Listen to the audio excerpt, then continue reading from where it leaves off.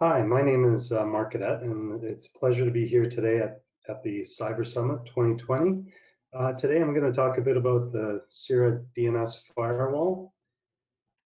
One of the things that's pretty obvious is that spending for cybersecurity is increasing much faster than the budgets that universities have to support it. So one of the things we're going to talk about today is a program that we have in partnership with CANARIE to help out universities and colleges and CEGEPs in Canada improve their cybersecurity and be able to redirect some of their budget to other programs. The focus of the program is a national DNS for higher education. What could be the value of that, and how would that benefit educational institutions in Canada? So at a first level, a national secure DNS would provide a layer of protection from malware, phishing, botnets. Secondly, we'll provide a level of visibility and data. So what is the threat landscape in Canada based on looking at DNS data or across higher ed? Would also support research. So DNS data is very rich with the information about browsing, about threats, about use of applications. The data could be used if made private or anonymized, could be used by some of the different cybersecurity research centers at the university. So provide a layer of protection, a view on the threat landscape in Canada, data for research, and as well a common infrastructure would create a community that could also be used to protect higher ed. So take in different threat feeds that could be used to protect universities and colleges in Canada. The partnership that has been developed between CANARIE and CIRA is going to deliver DNS Firewall as a paid service to all of the universities, colleges, CEGEPs that are connected to the NREN. And it's just one of the services, the first 3 services that will be included in CANARIE's Cybersecurity Initiative program. And by delivering this as a national program, it creates a community and is part of the existing higher ed community in Canada. All of the NRENs, CANARIE, as well as some of the supporting organizations. And I'll talk one in particular, CANSOC, the Shared Security Operations Center for Higher Ed, is a key role, and we'll see where it fits into the DNS Firewall. Just before I jump into some details on the architecture of the service and how it works, where does it fit in within CIRA? So CIRA does have 3 key areas of service: an Anycast DNS service. This is an authoritative DNS that would answer queries for a domain like CIRA.ca, and is served on a global Anycast infrastructure. On the recursive side, we have 2 services: DNS Firewall, which is already used by many universities and colleges, and that looks at DNS queries coming out of a network, compares them to a threat feed, and allows or blocks, as well as providing content filtering. We've also launched a free service of this in April called Canadian Shield, and this is an open secure DNS service that protects Canadians working and using the internet at home. And then in addition, last year we launched a cybersecurity awareness training platform. So computer-based automated cyber training with simulated phishing to help educate people in cybersecurity across different organizations. DNS Firewall is already, we've been operating the service for more than 3 years now, and have a large uptake in the university and college community. So just some of the logos of institutions already using Canadian DNS Firewall in Canada. And I'm just going to talk a little bit about the architecture and security that DNS Firewall provides. So from an architectural perspective, we partnered with a company called Akamai, so we're using their software, but we own and operate the service. We own all of the DNS servers. which are located across Canada. So the core servers are Vancouver, Calgary, Toronto, and Montreal. Each of those sites have 2 servers, and they're organized into 2 Anycast clouds. So, you know, if one location is unavailable, queries will be routed to another location. We've also put servers into the RISC network. So we have 2 servers located inside RISC on their private addressing to enable RISC members to access content within the RISC network, even if they're using our DNS. We peer with IXPs to get better access to queries and connectivity, and it's a very fast service. So, you know, typically it would be, we would expect it to average 30 milliseconds depending on where you are in Canada. So a high performance, high capacity carrier grade DNS service. And a little bit about we looked at building this service ourselves, but one of the reasons we looked for partners is we just could not develop a threat feed on our own. We just didn't have that data. So we partnered with Akamai. They acquired a company called Nominum, who were big in recursive DNS software for carriers. And what they do is they answer DNS queries for approximately 3% of all DNS queries globally go through their software and servers. So what they do is take an anonymized feed of DNS queries from their global ISP and large enterprise customers and feed that back into a data center. And the data center is receiving a stream of more than 1 million anonymized DNS queries per second. And what they focus on is newly seen domains. So they have they call those core domains. So core domains is a domain that has not been seen or queried by anyone globally in their customer base in the past 60 days. So once they'll see 50 to 60 per second of this is the first time this domain's been queried, those are automatically suspicious and where a lot of the malware exists. And you can see some examples of those on the slide. They tend to be, a lot of them will be alphanumeric combinations, so algorithmically generated domain names. And they split those into 2 streams. One is DNS queries that resolve to an IP, so these are actually active. They tend to be, if they're really quick to come up and be queried, they tend to be phishing domains. Ones that don't resolve tend to be botnet kind of queries and algorithmically generated domain names. And what will happen is 5% of those newly seen domains will be analyzed and put on the threat feed within minutes.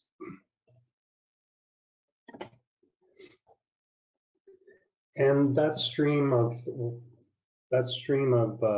core domains that they see in, they're doing machine learning, so things like unsupervised machine learning to create clusters of domains. And that's happening on the left where you see anomaly detection and new core domain. Those are going into their data science domain reputation system. It also includes some information from domain reputation. And then they're looking at different features of the query stream, network features, so IPs, the makeup of the name, whether it's alphanumeric characters or dictionary, where the DNS queries are coming from, and then the patterns of traffic.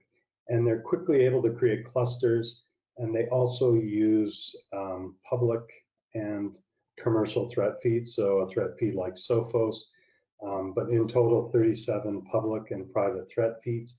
And based on feeding those domains into that data science system, within 14 minutes, they'll be added to the threat feed if they're deemed malicious. And one of the values of doing this at a DNS level is you don't need a lot of analysis. It's not looking at a payload or what the specific threat is, creating a cluster, and if one of those domains or IPs associated with that cluster is on a threat feed, then that whole cluster can be blocked very quickly. So it's very effective at blocking things quickly. The baseline of that threat feed is around 20 million entries, so a combination of unique URLs plus core domains. And when you look at it we position DNS security as an incremental layer. So a question we get asked commonly is, what's the value of adding that DNS threat feed to my existing security posture, my firewall or other security mechanisms I'm deploying? And Akamai's baseline is that 25% of their threat feed is unique in the short term when it's first detected. So they're providing incremental value of 25% of their threat feed does not overlap with your existing security infrastructure. On average, there's more than 100,000 new entries added and deleted each day, so it's very dynamic. It's updated in real time. And it's very quick to detect and add things. So there's a couple categories of threats. So predicted, these would be algorithmically generated domain names. So a lot of botnets will use DGAs to access command and control servers. Those are preloaded. So Akamai analyzes the algorithms and preloads the threat feed with DGAs that will be blocked. So most of the common botnets are pre-blocked and always in there. Excuse me. DDoS is, this is a service, it can be attacked from our own customers or externally. So on the DDoS side, the software is protecting itself, detecting threats that could be directed at it. And then other threats. So this is domains that are seen for the first time are analyzed, added to the threat feed within 14 minutes. And that timing is very important. So in things like phishing domains, they can be effective only for a very short period of time. Within an hour, typically it's 70 to 80% of all of the damage is done in that first few hours. So, a quote from Trent University, that being able to block new threats quickly reduce the impact. And this could be new threats that are detected by Akamai and automatically added to the threat feed. The service also has custom block lists. So if there is a threat reported within a university, that URL or domain could be added to the threat feed and instantly blocked, and preventing it from spreading if it wasn't automatically detected by Akamai. We're also, in addition to using the threat feed from Akamai, we're also expanding the threat feeds we support. One of them is a threat feed from cybertips.ca, which blocks access to child exploitation sites internationally. Another threat feed that we have access to and have incorporated into DNS Firewall is a threat feed from the Canadian Centre for Cybersecurity. So we consume their threat feed and will block against it as well. And another threat feed we're excited to have added just recently in the last month is as a threat feed from CANSOC. So this is the Canadian Shared Security Operations Center, a shared SOC for universities. And as part of their output, they are starting to create a threat feed that we are now consuming and blocking against. So universities and colleges in Canada will be able to access that threat feed and add it. And it's really, within the product, it's really easy to turn on and off the different threat feeds. So within the dashboard, you'll see which threat feeds are available to you, and you can turn those on. And within the reporting, we will report on what is blocked against each of those threat feeds. And we will also be working with CANSOC. There may be opportunities where we could feed data back into them. One of the other things that's come up in the DNS world is DNS encryption. So DNS over HTTPS is DNS rather than going over UDP or TCP.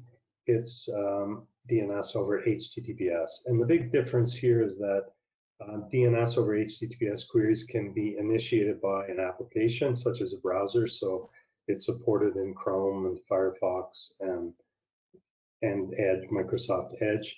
So the browser will send a DNS query, and because it's encrypted, it can be invisible or bypass some of the security monitoring. DNS Firewall does support DNS over HTTPS, so some of the default behavior of browsers will be like Firefox will do a CANARIE type DNS query that will send out a query, and if it gets a response, it knows not to use DNS over HTTPS. So DNS Firewall is compatible with all the implementations of DNS over HTTPS and will work.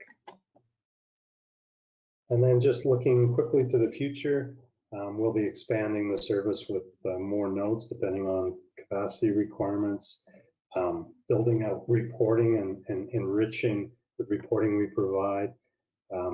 This next year we'll be rolling out roaming agents, so protecting devices when they're off network. And continuing our investment in Canadian Shield, which is a free version to protect Canadians using the internet at home, studying or working. And thank you. And if to get started, the program for CANARIE is through CANARIE is going to be available now, so you can contact CIRA or CIRA and find out if you're eligible, and then start to initiate the process to get on board. Thank you very much.